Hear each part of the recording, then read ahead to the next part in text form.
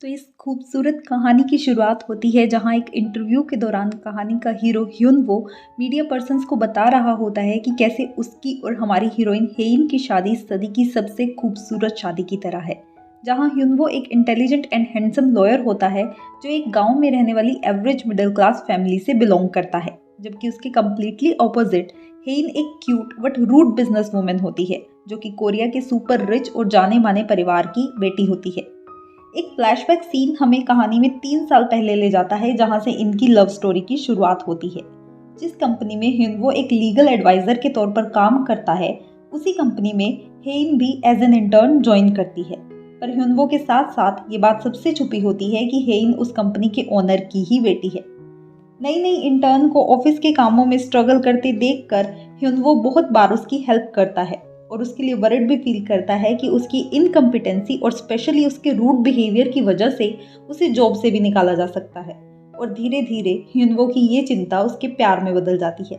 और एक दिन जब ऑफिस की छुट्टी के बाद हेइन बाहर खड़ी होती है तो ह्युनवो उसके पास आकर कहता है कि ऑल्दो उसकी हमेशा से यही ख्वाहिश थी कि उसकी पार्टनर एक वर्किंग वुमेन हो, लेकिन अगर हेइन को उसके रूड बिहेवियर की वजह से काम से निकाला जाता है तब भी वो पूरी जिंदगी उसकी जिम्मेदारी उठाने को तैयार है क्योंकि वो हेइन से प्यार करता है। हेइन की आइडेंटिटी से अनअवेयर ह्युनवो उसको अपनी फीलिंग्स तो कन्फेस कर देता है, पर जब उसे पता चलता है कि हेइन किसकी बेटी है तो वो कंपनी से रिजाइन करके अपने गांव वापस चला जाता है। लेकिन तभी एक दिन ह्युनवो के गांव में एक बड़ा सा चॉपर लैंड करता है और आसमान से उतरी किसी खूबसूरत परी की तरह हेइन ह्युनवो के गांव में ग्रैंड एंट्री करती है। सभी विलेजर्स के सामने हेइन ह्युनवो को कन्फेस करती है कि वो भी उससे प्यार करती है और दोनों के लव कन्फेशन के बाद बड़ी धूमधाम से उनकी शादी कर दी जाती है, जिसके बाद दोनों खुशी खुशी साथ रहते हैं। बट होल्ड ऑन गाइस, क्योंकि किसी फेरी टेल की तरह दिखाई देने वाली इस कहानी में सब कुछ इतना स्मूथ भी नहीं होता जितना दुनिया को बताया जाता है। दरअसल शादी के 3 साल बाद यानी कि प्रेजेंट में दोनों में काफी डिफरेंसेस आ चुके होते हैं। शादी के बाद ह्युनवो अपने फैमिली को छोड़कर हेइन के साथ शिफ्ट हो जाता है, जहां पर हेइन के साथ साथ उसका पूरा खानदान सब एक ही घर में रहते हैं। और इस आलीशान घर में ह्युनवो की हैसियत एक पालतू कुत्ते जितनी होती है, इनफैक्ट उससे भी कम। एक टैलेंटेड लॉयर होने के बावजूद भी उसका काम सिर्फ हेइन के खानदान के फैलाए गए रायते को साफ करना होता है। उसे खुद का कोई भी डिसीजन लेने की परमिशन नहीं होती। ऑफिस मीटिंग रूम से लेकर फैमिली मीटिंग तक उसे एज अ शिट ट्रीट किया जाता है। इनफैक्ट ऑफिस में मीटिंग के दौरान जब हेइन और ह्युनवो में किसी बात को लेकर डिस्प्यूट हो जाता है तो हेइन सबके सामने ह्युनवो की इंसल्ट कर देती है, जिसके बाद इस मैटर पर बात करने के लिए ह्युनवो हेइन को ऑफिस के लाउंज में मिलने के लिए बुलाता है, पर वो उसको इस लायक भी नहीं समझती कि उससे मिलने के लिए जाए और ह्युनवो बस उसका वेट करता रह जाता है। फिर एक दिन इसी तरह फैमिली में एक बड़ा इवेंट होता है जब हेइन की लेट ग्रैंडमा की बरसी होती है, जिसका सारा खाना हेइन के खानदान के सभी दामाद मिलकर बनाते हैं। ऑल्दो ये काइंड ऑफ ग्रुप इंसल्ट होती है क्योंकि ह्युनवो के साथ साथ बाकी और दामादों को भी अनइक्वल ट्रीट किया जाता है। बट इस इवेंट की वजह से ह्युनवो अपने फादर के 60th बर्थडे को मिस कर देता है।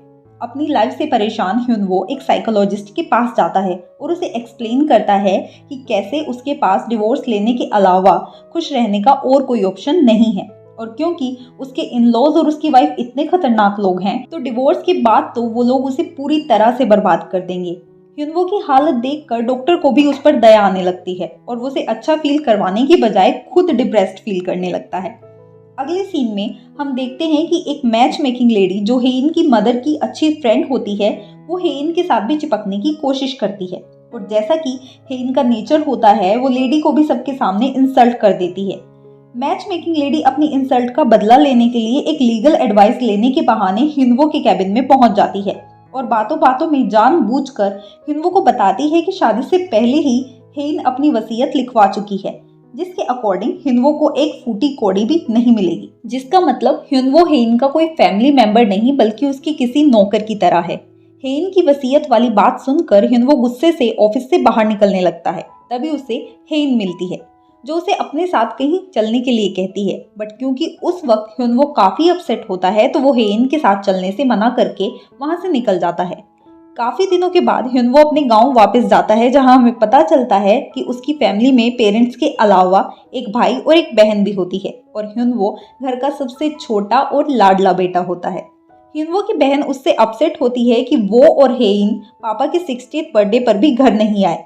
पर ह्युनवो जो अलग ख्यालों में उलझा होता है वो घर वालों के सामने खुलासा करता है कि वो हेइन के साथ खुश नहीं है और उससे डिवोर्स लेना चाहता है। डिवोर्स की बात सुनते ही सब उसे समझाने की कोशिश में लग जाते हैं। बस ह्युनवो की माँ ही होती है जो उसके डिसीजन को सपोर्ट करती है, क्योंकि वो सिर्फ अपने बेटे की खुशी चाहती हैं। घर लौटकर ह्युनवो अपने टेबल के ड्रॉअर से डिवोर्स पेपर निकालता है और हेइन के रूम में पहुंचता है।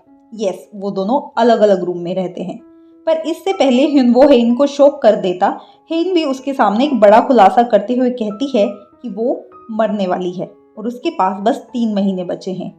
हेइन ह्युनवो से कहती है कि शाम के टाइम वो उसे अपने साथ डॉक्टर के पास ले जाना चाहती थी, पर उसने उसके साथ चलने से साफ मना कर दिया था। दरअसल हेइन के ब्रेन में एक रेयर टाइप का ट्यूमर होता है जिसका दुनिया में अभी तक कोई इलाज नहीं है।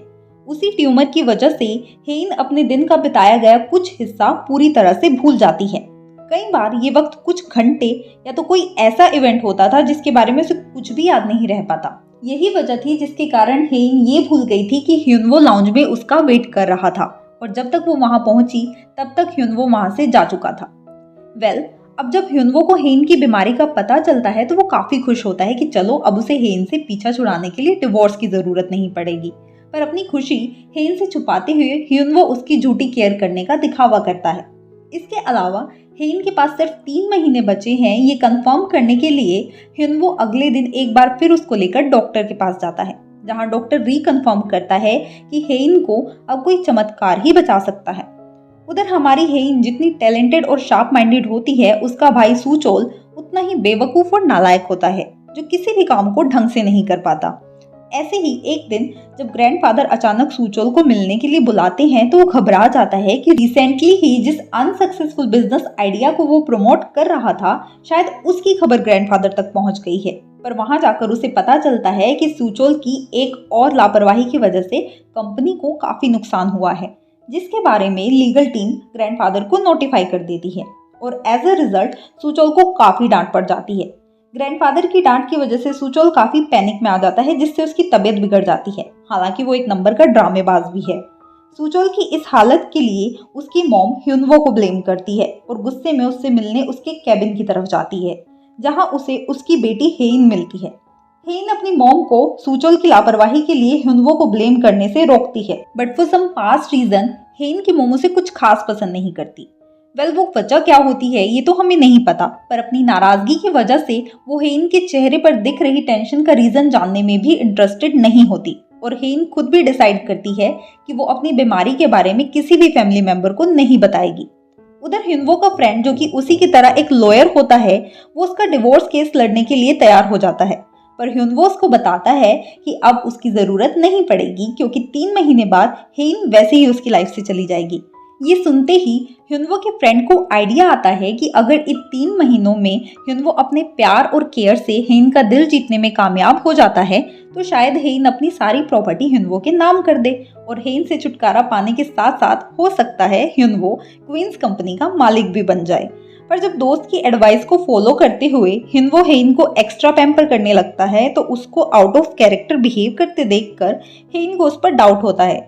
लेकिन रात के टाइम ह्युनवो अपने स्टडी रूम में बैठा हुआ डॉक्टर की मिरेकल वाली बात को रिकॉल करता है और इंटरनेट पर सर्च करता है कि इस बीमारी वाले पेशेंट्स के साथ चमत्कार होने की यानी हेइन के बचने की प्रोबेबिलिटी कितनी है। कंप्यूटर स्क्रीन पर स्क्रॉल करते करते ह्युनवो की तो आंख लग जाती है, लेकिन हेइन ये सब देख लेती है और उसे लगता है कि ह्युनवो की केयर कोई दिखावा नहीं बल्कि वो सच में उसके लिए वरिड है। हेइन ह्युनवो की चिंता देखकर उसे प्रॉमिस करती है कि अब वो उसके लिए इस बीमारी का डट कर मुकाबला करेगी और खुद को कुछ नहीं होने देगी। और हेइन को इतना मोटिवेटेड देखकर ह्युनवो फिर से सैड हो जाता है। उधर हेइन अपने शॉपिंग मॉल क्वींस को 1 ट्रिलियन वॉन क्लब में एंटर कराने के अपने सपने के काफी करीब होती है, जिसके लिए वो एक फेमस फॉरेन ब्रांड हरकिना को अपने मॉल के ब्रांड्स में ऐड करना चाहती है। पर हरकिना को क्वींस मॉल में एंट्री दिलाना उतना भी आसान नहीं होता, लेकिन काफी इंतजार के बाद फाइनली हरकिना ब्रांड ओनर हेरमन कोरिया में एक पार्टी थ्रो करते हैं जिसमें हेइन भी पहुंचती है ताकि उसे हेरमन से मिलने का मौका मिल पाए। पर पार्टी में मौजूद हेइन की लॉन्ग टर्म राइवल उसको बताती है कि हेरमन सिर्फ उन्हीं लोगों के साथ डील करना पसंद करता है जो अपने पर्सनल रिलेशनशिप्स को भी अच्छे से मेंटेन करना जानते हो और हेइन और ह्युनवो के खराब रिलेशन की रूमर तो सब जानते ही हैं। हेरमन के साथ एक सक्सेसफुल मीटिंग करने के लिए हेइन ह्युनवो को कॉल करती है, पर वो उस वक्त अपने कोर्ट ट्रायल में बिजी होता है और जिस वक्त ये उम्मीद खत्म हो चुकी होती है कि ह्युनवो पार्टी में आ पाएगा, उसी वक्त ह्युनवो वहां पर एंट्री करता है। ह्युनवो और हेइन दोनों एक साथ हेरमन से मिलते हैं, जहां हेरमन ह्युनवो को उसकी गुड लुक्स के लिए कॉम्प्लीमेंट भी देता है, जिसे देखकर हेइन की राइवल अपना समूह लेकर रह जाती है। पार्टी में हेइन को पता चलता है कि हेरमन को क्वींस मॉल में स्टोर लॉन्च करने के लिए सिर्फ एक ही पर्सन इन्फ्लुएंस करता है, जिसका नाम युनसंग होता है। युनसंग और हेइन एक ही यूनिवर्सिटी से पास आउट होते हैं और कॉलेज के दिनों में युनसंग का हेइन पर क्रश भी होता है। हालांकि युनसंग की वन साइडेड फीलिंग्स की वजह से दोनों की दोस्ती भी टूट चुकी होती है। हेइन युनसंग को कहती है कि पास्ट को भुलाकर दोनों को मूव ऑन करना चाहिए और वो युनसंग से हेरमन को कन्विंस करने की रिक्वेस्ट करती है। But let me tell you guys, Yoonsung एक ट्रबल मेकर कैरेक्टर है जो ह्युनवो और हेइन की लाइफ में काफी उतार चढ़ाव लाने वाला है। So stay tuned for upcoming twist. Do like this video and don't forget to subscribe this channel.